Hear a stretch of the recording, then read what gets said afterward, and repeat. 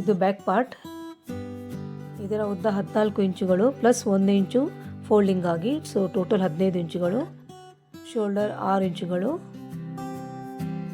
Armhole length ಅನ್ನು ಕೂಡ ನಾನು 6 ಇಂಚಿಗೆ ಮಾರ್ಕ್ ಮಾಡಿದ್ದೇನೆ. ಅದರಲ್ಲಿ ಅರ್ಧ ಇಂಚು ಶೋಲ್ಡರ್ ಸ್ಲೋಪ್ ತೆಗೆದುಕೊಳ್ಬೇಕು. ಚೆಸ್ಟ್ನ ಕಾಲು ಭಾಗ 9.5 ಇಂಚುಗಳು ಪ್ಲಸ್ 2 ಇಂಚುಗಳು ಅದರ ಸಡಿಲಿಗಾಗಿ. ಕೊರಳಿನ ಅಗಲ 2.25 ಇಂಚುಗಳು, ನಿಮಗೆ ಬೇಕಾದಷ್ಟು ಇಟ್ಕೊಳ್ಬೋದು. ಕೊರಳಿನ ಆಳವನ್ನು 8 ಇಂಚಿಗೆ ಮಾರ್ಕ್ ಮಾಡಿದ್ದೇನೆ. ನಾನು ಈ ರೀತಿ ಫ್ಲವರ್ ಶೇಪನ್ನು ಕೊಡಲಿದ್ದೇನೆ. ಸ್ವಲ್ಪ ಡಾರ್ಕ್ ಮಾಡಿ ತೋರಿಸ್ತೇನೆ, ಕಾಣಿಸ್ತಾ ಇಲ್ಲ. ಈ ಶೇಪನ್ನು ಫೋಲ್ಡೆಡ್ ಕ್ಯಾನ್ವಾಸ್ ಪೇಪರ್ನ ಮೇಲೆ ಮಾರ್ಕ್ ಮಾಡಿಕೊಳ್ಬೇಕು. ಎರಡರದ್ದು ಫೋಲ್ಡ್ ಮ್ಯಾಚ್ ಆಗಬೇಕು. ನಿಮಗೆ ಬೇಕಾದ ಡಿಸೈನನ್ನು ಕೂಡ ನೀವು ಬಿಡಿಸ್ಕೊಳ್ಬೋದು. ಕೊರಳಿನ ಭಾಗವನ್ನು ಕೂಡ ಮಾರ್ಕ್ ಮಾಡಿಕೊಳ್ಳಿ.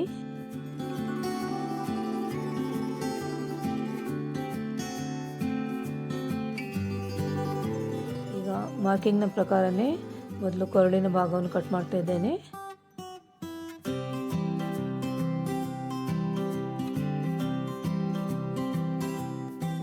ಫ್ಲವರ್ ಶೇಪನ್ನು ಕಟ್ ಮಾಡ್ತಾ ಇದ್ದೇನೆ.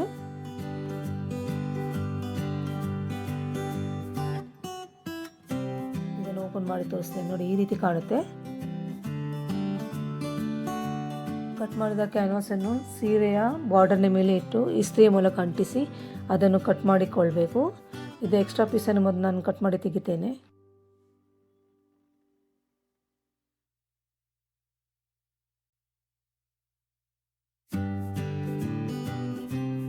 ನಾನು ಫ್ಲವರ್ ಶೇಪ್ನ ಸೆಂಟರನ್ನು ಕಟ್ ಮಾಡಿದ್ದೇನೆ. ಇಸ್ತ್ರಿ ಮಾಡಲು ಈಸಿ ಆಗುತ್ತೆ.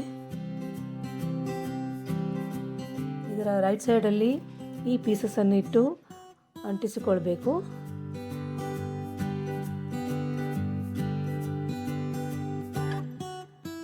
ಇಸ್ತ್ರಿ ಮಾಡಿದ ನಂತರ ಅದರ ಸೈಡ್ನಲ್ಲಿರುವ ಬಟ್ಟೆಗಳನ್ನು ಕಟ್ ಮಾಡಿಕೊಳ್ಳೋಣ.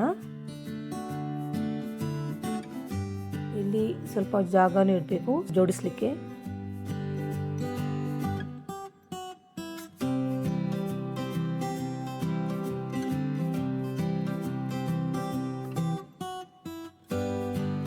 ಈಗ ಈ 2 ಪೀಸಸ್ಗಳನ್ನು ಈ ರೀತಿ ಜೋಡಿಸ್ಕೋಬೇಕು. ನಾನು ಅದಕ್ಕೆ ಇಲ್ಲಿ ಪ್ಲೇಸ್ ಇಡಬೇಕಂತ ಹೇಳಿದ್ದೇನೆ.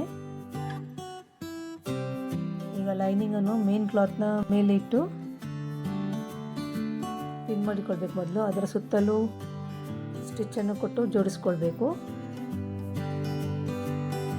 ಪಿನ್ ಮಾಡಿದಲ್ಲಿ ನಿಮಗೆ ಜೋಡಿಸ್ಕೊಳ್ಳಲು ಈಸಿ ಆಗುತ್ತೆ. ಸ್ಪೆಷಲಿ ಬಿಗಿನರ್ಸ್ಗಾಗಿ ನಾನು ಹೇಳ್ತಾ ಇರುವೆನು.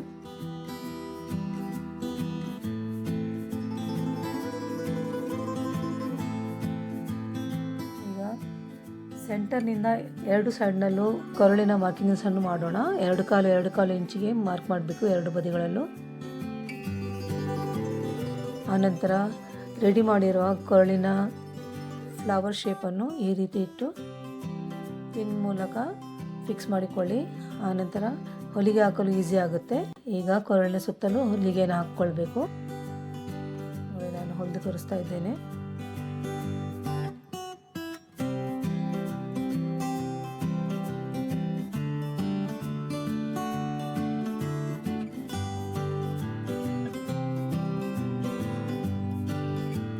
ಹೊಲಿದಾದ ನಂತರ ಕೊರಳಿನ ನಡುವಲ್ಲಿರೋ ಬಟ್ಟೆಯನ್ನು ಕಟ್ ಮಾಡಿಕೊಳ್ಬೇಕು.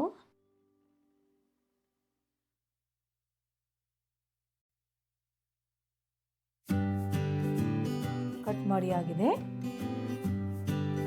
ಹೀಗೆ ಫ್ಲವರ್ ಶೇಪ್ನ ಇದೆ ಅಲ್ಲ, ಇದರ ನಡುವಲ್ಲಿ ನಾನು ಸ್ವಲ್ಪ ಡಿಸೈನನ್ನು ಮಾಡಲಿದ್ದೇನೆ. ಅದಕ್ಕಾಗಿ 2 ಕಲರ್ಸ್ನ ಬಟ್ಟೆಗಳನ್ನು 3x3ಯ ಪೀಸಸನ್ನು ತೆಗೆದುಕೊಳ್ಬೇಕು. ಇದರಲ್ಲಿ ಬೇರೆ ಕಲರ್ಸ್ ಇಲ್ಲ ಅಂತ ನಾನು ಯಾವುದಿದೆ ಅದೇ ಡಾರ್ಕ್ ಮತ್ತು ಲೈಟಲ್ಲಿ ತೆಗೆದುಕೊಂಡಿದ್ದೇನೆ. ನಾನೊಂದು ಕೊಡೆಯ ಕಡ್ಡಿಯ ಸಹಾಯದಿಂದ ಈ ರೀತಿ ರೋಲ್ ಮಾಡ್ತಾ ಇದ್ದೇನೆ. ನನಗೆ ಅಂದರೆ ಸ್ವಲ್ಪ ದಪ್ಪ ಡಿಸೈನ್ ಬೇಕಾಗಿದೆ. ಆನಂತರ ಈ ರೀತಿ ಫೋಲ್ಡ್ ಮಾಡಬೇಕು. ನಡುವಲ್ಲಿ ನೆರಿಗಳನ್ನು ಕೊಡ್ತಾ ಹೋಗಬೇಕು. ನೀವು ಇಲ್ಲಿ ನೋಡ್ತಾ ಇರ್ಬೋದು. ಅದರ ಬಾಟಮನ್ನು ಥ್ರೆಡ್ನಿಂದ ಸುತ್ತಿ 3 ನಾಟ್ಸ್ಗಳನ್ನು ಹಾಕಿಕೊಳ್ಬೇಕು.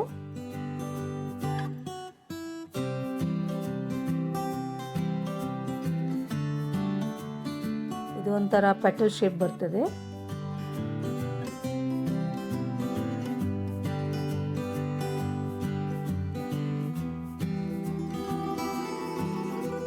ಅದೇ ರೀತಿ ಮತ್ತೊಂದು ಪೀಸ್ನಲ್ಲಿ ಕೂಡ ನಾನು ಮಾಡಿ ತೋರಿಸ್ತೇನೆ.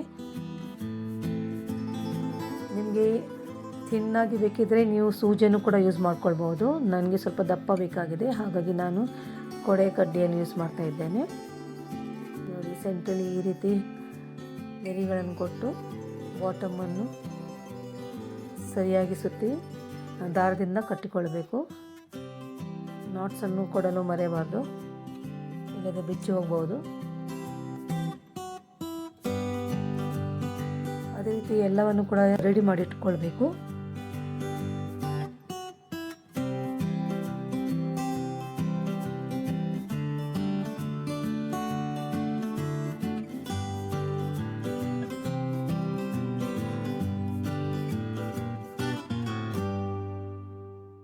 ಅದರ ಎಂಡನ್ನು ಕಟ್ ಮಾಡ್ಕೊಳ್ಳಿ, ಅಂದರೆ ಅಷ್ಟು ಉದ್ದ ಬೇಕಾಗಲ್ಲ.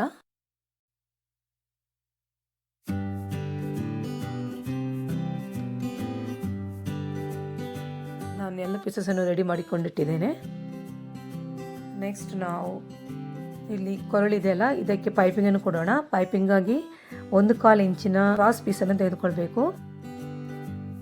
ಪೀಸಸ್ ಸಣ್ಣದಿದ್ದರೆ ಅದನ್ನು ಜೋಡಿಸಿ ಉದ್ದ ಮಾಡಿಕೊಳ್ಳಿ. ಈಗ ನಾನು ತೋರಿಸ್ತಾ ಇದ್ದೇನಲ್ಲ, ನಾನು ಕೂಡ ಅದೇ ರೀತಿ 2 ಪೀಸಸನ್ನು ಜಾಯಿನ್ ಮಾಡಿದ್ದೇನೆ. ಆನಂತರ ಸೆಂಟರ್ನ ಜಾಯಿಂಟನ್ನು ಈ ರೀತಿ ಸ್ಪ್ರೆಡ್ ಮಾಡಿಕೊಳ್ಳಿ. ಆನಂತರ ಒಂದು ಸೈಡನ್ನು 1/4 ಇಂಚಿನಷ್ಟು ಫೋಲ್ಡ್ ಮಾಡಿ ಹೊಲಿದುಕೊಳ್ಬೇಕು. ರೆಡಿಯಾದ ಪೈಪಿಂಗ್ ಪಟ್ಟಿಯನ್ನು ಕೊರಳಿನ ರೈಟ್ ಸೈಡ್ನ ಮೇಲೆ ಈ ರೀತಿ ಇಟ್ಟು 0.2 ಗ್ಯಾಪಲ್ಲಿ ಹೊಲಿದುಕೊಳ್ಬೇಕು. ನಿಮಗೆ ಎಷ್ಟು ದಪ್ಪ ಪೈಪಿಂಗ್ ಬೇಕೋ ಅದರ ಪ್ರಕಾರ ಯೂಸ್ ಮಾಡ್ಬೋದು. ನನಗೆ ಖಾಲಿ 0.2 ಇಂಚಸ್ ಬೇಕಾಗ್ತದೆ, ಸೊ ಅಷ್ಟೇ ತೆಗೆದುಕೊಂಡಿದ್ದೇನೆ.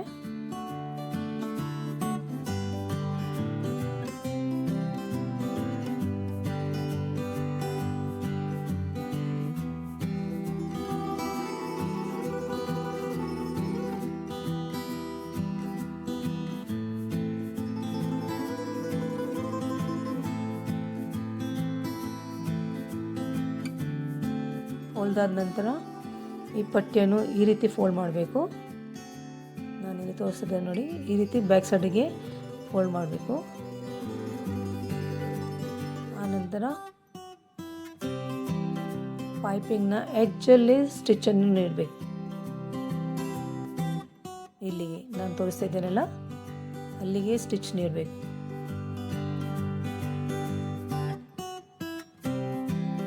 ನಾನು ಈ ಪೈಪಿಂಗ್ನ ಮೇಲೆ ಡಿಸೈನ್ ಮಾಡಲಿದ್ದೇನೆ, ಅದರ ನಂತರ ತೋರಿಸ್ತೇನೆ.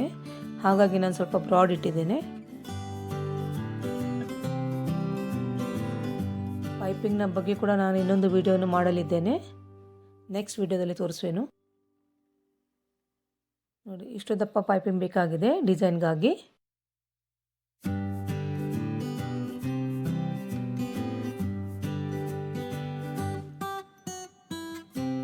ಈಗ ನಾನು ಮಷೀನಲ್ಲಿ ಸ್ವಲ್ಪ ಸೆಟ್ಟಿಂಗ್ಸ್ ಮಾಡ್ತಾ ಇದ್ದೇನೆ. ಪ್ಯಾಟರ್ನ್ ಸೆಲೆಕ್ಟರನ್ನು ಡಿ ಮತ್ತು ಸ್ಟಿಚ್ ಲೆಂತನ್ನು ಡಬಲ್ ಎಸ್ ಅಲ್ಲಿ ಇಟ್ಟಿದ್ದೇನೆ.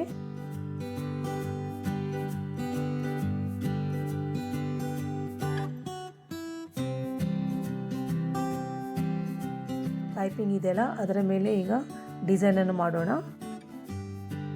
ಇದರ ಬಗ್ಗೆ ನಾನು ಆಲ್ರೆಡಿ ನನ್ನ ಹಿಂದಿನ ವಿಡಿಯೋದಲ್ಲಿ ತೋರಿಸಿದ್ದೇನೆ.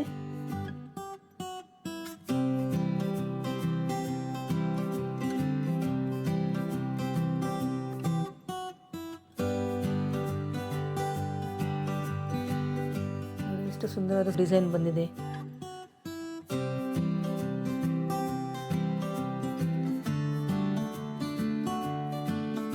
ವಂಡರ್ ಸ್ಟಿಚ್ ಮಷಿನ್ನ ವಿಡಿಯೋ ಇದೆಯಲ್ಲ, ಅದರಲ್ಲಿ ನಾನು ಎಲ್ಲ ಟೈಪ್ನ ಡಿಸೈನ್ಸ್ ತೋರಿಸಿದ್ದೇನೆ. ಅದರ ಲಿಂಕನ್ನು ಕೆಳಗೆ ಕೊಟ್ಟಿದ್ದೇನೆ, ನೀವಿಲ್ಲಿ ನೋಡ್ತಾ ಇರ್ಬೋದು. ಡಿಸೈನ್ ಎಷ್ಟು ಚೆನ್ನಾಗಿ ಬಂದಿದೆ.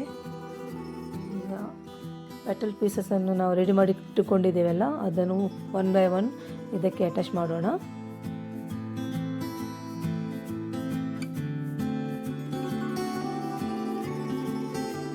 ಬಾರ್ಡರ್ನ ಅಡಿಯಲ್ಲಿಟ್ಟು ಈ ರೀತಿ ಒಂದೊಂದನ್ನೇ ಇಟ್ಟು ಸ್ಟಿಚ್ ಮಾಡ್ಕೊಳ್ಬೇಕು.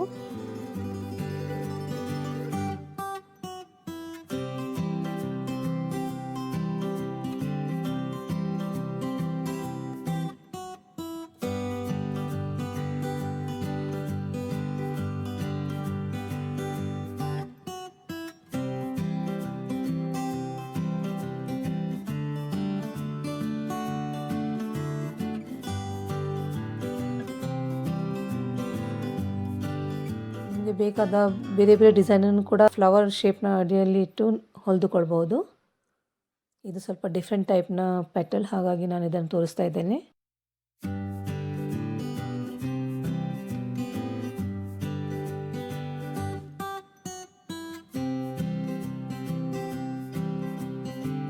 ಟ್ರಯಾಂಗಲ್ ಶೇಪನ್ನು ಕೂಡ ನೀವು ಯೂಸ್ ಮಾಡ್ಕೊಳ್ಬೋದು.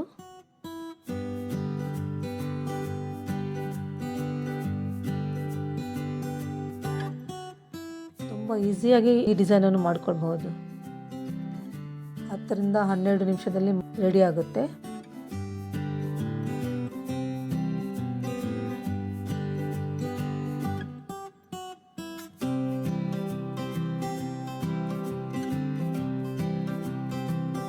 ಎಲ್ಲ ಪೆಟಲ್ಸನ್ನು ಅಟ್ಯಾಚ್ ಮಾಡಿದ್ದೇನೆ. ನಾನೀಗ ಇದರ ಮೇಲೆ ಲೇಸನ್ನು ಹಚ್ಚಲಿರುವೆನು, ಜಸ್ಟ್ ಶೇಪ್ ಹೈಲೈಟ್ ಆಗಲಿ ಎಂದು.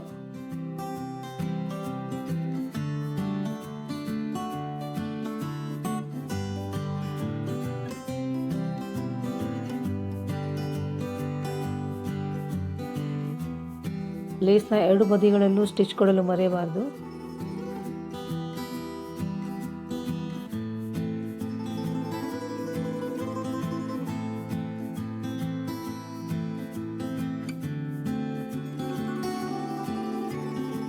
ಲೇಸ್ ಅಟ್ಯಾಚ್ ಮಾಡಿ ಆಗಿದೆ.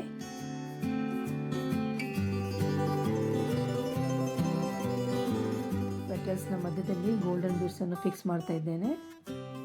ಅದನ್ನು ಹೇಗೆ ಹೊಲಿದುಕೊಳ್ಬಹುದು ಎಂದು ನಾನು ತೋರಿಸ್ತಾ ಇದ್ದೇನೆ.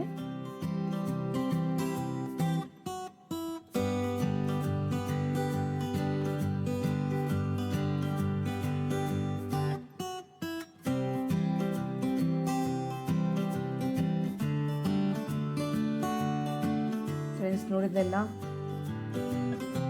ಸುಂದರವಾದ ಬ್ಲೌಸ್ ಡಿಸೈನ್ ರೆಡಿ ಆಗಿದೆ. ನೀವು ಟ್ರೈ ಮಾಡಿರಿ ಪ್ಲೀಸ್. ವಿಡಿಯೋ ವೀಕ್ಷಣೆಗಾಗಿ ನಿಮಗೆಲ್ಲರಿಗೂ ತುಂಬ ತುಂಬ ಧನ್ಯವಾದಗಳು. ಬಾಯ್ ಬಾಯ್. ವಿಡಿಯೋ ಇಷ್ಟವಾದರೆ ಲೈಕ್ ಮಾಡಿರಿ. ನೀವು ನನ್ನ ಚಾನೆಲ್ಗೆ ಹೊಸಬರಾಗಿದ್ದರೆ ಕೆಳಗೆ ಕೊಟ್ಟಿರುವಂತಹ ರೆಡ್ ಕಲರ್ನ ಸಬ್ಸ್ಕ್ರೈಬ್ ಬಟನ್ ಅನ್ನು ಪ್ರೆಸ್ ಮಾಡೋದ್ರ ಮೂಲಕ ನನ್ನ ಚಾನೆಲ್ ಅನ್ನು ಸಬ್ಸ್ಕ್ರೈಬ್ ಮಾಡಿರಿ. ಹಾಗೂ ಅದರ ಪಕ್ಕದಲ್ಲಿರುವ ಬೆಲ್ ಐಕಾನ್ ಅನ್ನು ಪ್ರೆಸ್ ಮಾಡಿ. ಇದರಿಂದ ನಾನು ಅಪ್ಲೋಡ್ ಮಾಡುವಂತಹ ಪ್ರತಿಯೊಂದು ವಿಡಿಯೋನ ನೋಟಿಫಿಕೇಶನ್ ನಿಮಗೆ ಮೊದಲು ಸಿಗುತ್ತೆ.